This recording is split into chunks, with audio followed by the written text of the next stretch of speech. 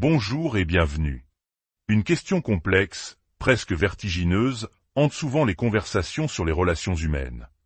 Une personne narcissique sait-elle qu'elle est narcissique? La réponse, loin d'être un simple oui ou non, nous entraîne dans les nuances subtiles et parfois contradictoires de la conscience de soi. C'est un voyage au cœur de la psychologie humaine que nous vous proposons aujourd'hui. Avant de plonger au cœur de ce sujet, si vous appréciez les analyses qui cherchent à éclairer les dynamiques qui nous animent, pensez à soutenir notre travail en vous abonnant.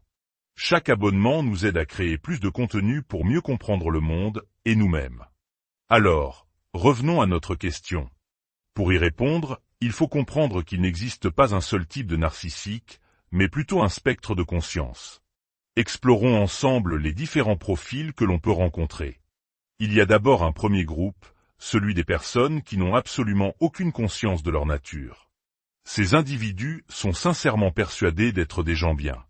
Ils peuvent même être des narcissiques de type communautaire, ceux qui se voient comme des sauveurs du monde, des bienfaiteurs, alors que leurs actions sont motivées par le besoin d'admiration.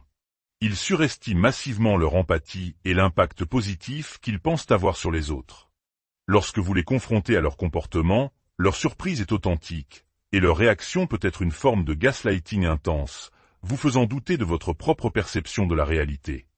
Pour eux, ils sont gentils, et toute critique est une attaque injuste et incompréhensible. Le deuxième groupe ne se perçoit pas nécessairement comme gentil, mais ne voit absolument aucun problème dans son comportement. Ils manquent de capacité d'introspection, mais ne sont pas aussi délirants que le premier groupe. Ils naviguent dans la vie en pensant que leur manière d'agir est normale, standard. Si leurs actions blessent, c'est que les autres sont trop sensibles.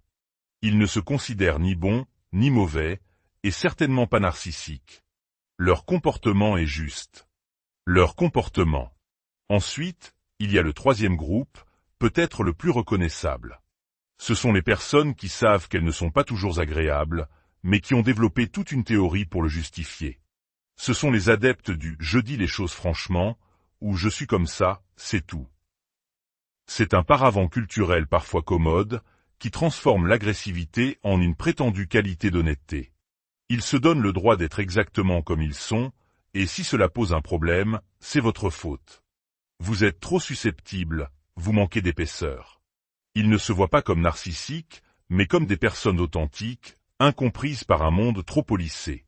Le quatrième groupe est celui des indifférents.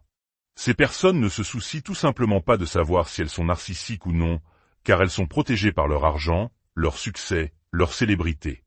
Elles sont tellement déconnectées de la réalité des gens ordinaires qu'elles peuvent se permettre d'ignorer l'impact de leurs actes. Elles obtiennent toujours ce qu'elles veulent grâce à leur pouvoir, entourées de gens qui nettoient leurs dégâts. Les autres ne sont que des fonctionnaires à leur service. Si vous leur disiez qu'ils sont narcissiques, ils hausseraient les épaules. Et alors? Ils peuvent toujours acheter de nouvelles relations, une nouvelle équipe, un nouveau conjoint. Les conséquences ne les atteignent jamais. Vient ensuite le cinquième groupe, les licornes rares. Ce sont les personnes qui savent qu'elles sont narcissiques et qui, en fait, n'aiment pas ça chez elles. Elles sont capables de voir comment leur comportement détruit leurs relations et leur vie. Ce sont ces individus exceptionnels qui peuvent chercher de l'aide, tenter une thérapie. Cependant, même pour eux, le chemin est ardu. Sous le stress ou la déception, leurs vieux schémas ressurgissent. Ils peuvent devenir cassants, colériques, réactifs, mais la différence cruciale est qu'ils peuvent, parfois, s'excuser sincèrement. Enfin, le sixième groupe, ceux qui savent et qui s'en moquent totalement. Ils peuvent même en être fiers. Ils vous diront « Et alors, si je suis un con? Je suis un con plus riche que toi. » Ils méprisent ce qu'ils appellent la sensiblerie. Pour eux, il faut être dur pour réussir, et c'est ce qu'ils sont. L'opinion des autres leur est complètement égale. Ce sont souvent les narcissiques les plus malveillants, qui se comportent de manière odieuse, se sentent légitimes, puis engagent des armées d'avocats et de communicateurs de crise pour effacer les traces. Maintenant, une question encore plus troublante se pose. Pourquoi une personne narcissique admettrait-elle l'être, parfois même dès le début d'une relation? Il y a plusieurs raisons stratégiques à cela. Premièrement, pour jouer au jeu de la conquête. En disant « je suis narcissique », il lance un défi, bonne chance pour me charmer. Cela crée une aura de mystère, une intrigue. Certaines personnes penseront « Ah vraiment ? Je vais te montrer que je peux te gérer, te réparer. » Point. Le narcissique adore être poursuivi, et cet aveu est une invitation directe à la poursuite. Deuxièmement, c'est une posture de pouvoir. C'est une façon d'établir une hiérarchie de dominance dès le départ. Je suis le narcissique, donc je suis le plus puissant, je suis au sommet. Ils ne l'entendent pas au sens clinique du terme, avec l'insécurité et le manque d'empathie. Pour eux, cela signifie « je suis génial, je m'aime, et je sais que je suis supérieur ». Troisièmement, l'arrogance pure. C'est une déclaration qui dit « Oui, je suis narcissique, et alors ? J'ai le talent, l'argent, la beauté pour me le permettre. » C'est le chirurgien qui dit « Bien sûr que je suis narcissique, c'est pour ça que je suis le meilleur dans mon domaine. » Ils vous mettent au défi de contester leur grandeur. Quatrièmement, c'est un test. C'est peut-être la manière la plus insidieuse de ferrer une personne empathique. En faisant cet aveu, il teste vos limites. Une personne saine d'esprit prendrait ses jambes à son cou.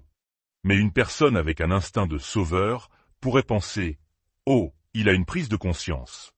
Il l'admet. Je peux l'aider, je peux le sauver. » C'est leur test pour voir si vous êtes prêt à endurer leur mauvais côté. Si vous restez après un tel avertissement, vous resterez probablement pour tout le reste. Et enfin, la cinquième raison, l'avertissement qui sert d'excuse future. En vous le disant dès le début, ils posent une clause de non-responsabilité. Plus tard, lorsque leur comportement deviendra intolérable, ils se retourneront vers vous et diront « Pourquoi es-tu si surpris ? Je t'avais prévenu que j'étais narcissique. » C'est comme si vous aviez signé un contrat acceptant leur mauvais traitement à l'avance. Vous vous retrouvez piégé, car ils utiliseront toujours cet aveu initial comme une arme contre vous. L'histoire d'une femme illustre parfaitement ce piège. Pendant des années, elle a vécu avec un homme qui l'a soumise à des abus verbaux et financiers. Il était charmant en société, un pilier de la communauté, mais tyrannique en privé. Ce qui la plongeait dans une confusion totale, c'est qu'un jour, il lui a dit « Oui, je sais que je suis narcissique. Je sais que je suis un con parfois, mais je m'excuse toujours, alors je ne vois pas où est ton problème. » Cette déclaration l'a déstabilisée. Tout ce qu'elle avait lu disait que les narcissiques n'avaient pas conscience d'eux-mêmes. Alors peut-être qu'il n'en était pas un, puisqu'il admettait, et il s'excusait, non? Ces excuses ressemblaient à « Ok, j'ai crié. J'aurais pas dû. Allez, passe à autre chose. » Ce n'est pas une excuse. C'est une reconnaissance minimale du fait, sans aucune prise en compte de la douleur causée, et une injonction à effacer l'ardoise immédiatement. Mais pour elle, cela ressemblait à de l'espoir. L'espoir qu'ils puissent changer. La vérité, c'est que les narcissiques aussi sont sur Internet. Ils apprennent le vocabulaire de la psychologie. Et pour la grande majorité, admettre être narcissique n'est pas un appel au changement. C'est simplement une acceptation d'un trait de caractère, comme quelqu'un dirait « Oui, je suis bordélique. Si tu veux être avec moi, tu devras t'habituer aux chaussettes qui traînent. » C'est une déclaration d'intention. Voici qui je suis, et je ne changerai pas. Passons maintenant au monde du travail, un terrain souvent fertile pour ces dynamiques. L'histoire d'un homme, un génie, dans son industrie, est révélatrice. Il était connu pour être un patron cruel, abusif, humiliant. Mais il était si brillant, si innovant, que ses excès étaient tolérés. Cela nous rappelle certaines figures de grands patrons ou de créateurs de génie dans notre propre culture, dont le talent semble, aux yeux de certains, tout excusé. Après un scandale, cet homme a disparu, a prétendument suivi une thérapie, puis est revenu. Dans une interview, il a partagé ce qu'il avait compris. Il a reconnu avoir été dur avec les gens. Mais il a expliqué que son comportement était un prix qu'il pouvait payer pour atteindre l'excellence. Ce qu'il a appris en thérapie, dit-il, c'est qu'il n'avait jamais pensé au prix que les autres devaient payer. Cette phrase est la clé. C'est l'incarnation du manque d'empathie. Il a ensuite ajouté que pour atteindre un tel niveau d'excellence, cela requiert un certain niveau de narcissisme. Ce que l'on voit ici, c'est le narcissique conscient de lui-même. Il a appris les règles. Il sait maintenant qu'il ne peut plus crier, humilier, abuser, non pas parce qu'il a développé de l'empathie, mais parce qu'il ne veut plus avoir d'ennui. Il suit les règles, mais avec un mépris intérieur.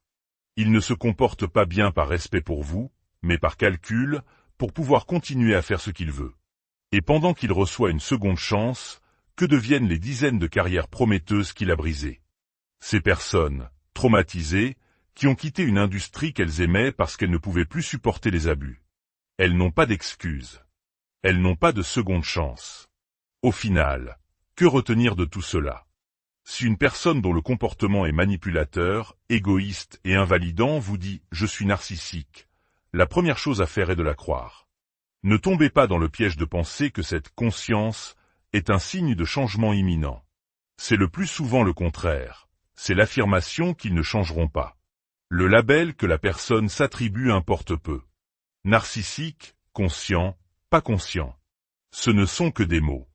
Ce qui compte, ce sont les actes. Ce qui compte, c'est l'impact de son comportement sur votre bien-être.